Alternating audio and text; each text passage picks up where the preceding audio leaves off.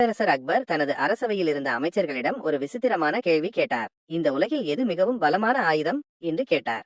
அமைச்சர்கள் அனைவரும் குழப்பமடைந்தனர். சிலர் வாள் என்றனர், சிலர் வில் அம்பு என்றனர், வேறு சிலர் படைபலம் என்றனர். ஒவ்வொருவரும் தங்கள் அபிப்பிராயத்தை சொல்ல அக்பர் திருப்தியடையவில்லை. கடைசியாக அக்பர் பீர்பலை நோக்கி திரும்பினார். பீர்பல் ஒரு புன்னகையுடன், மன்னா, இந்த உலகில் மிகவும் பலமான ஆயுதம் வார்த்தைகள் என்றார். அக்பர் ஆச்சரியமடைந்தார். வார்த்தைகளா? எப்படி என்று கேட்டார். மன்னா, பீர்பல், ஒரு வாளால் ஒருவரை காயப்படுத்த முடியும், ஆனால் சில வார்த்தைகளால் ஒருவரை கொன்றது போல காயப்படுத்த முடியும். அதே போல சில வார்த்தைகளால் ஒருவரை சந்தோஷப்படுத்த முடியும், பெரும் போர்களை தடுக்க முடியும், அல்லது ஒரு நாட்டையே உருவாக்க முடியும். நல்ல வார்த்தைகள் நட்பையும் அமைதியையும் உருவாக்கும். கெட்ட வார்த்தைகள் வெறுப்பையும் போரையும் தூண்டும். வாள் ஏற்படுத்தும் காயங்கள் ஆறிவிடும், ஆனால் வார்த்தைகளால் ஏற்படும் காயங்கள் சில சமயங்களில் ஒருபோதும் ஆறாது.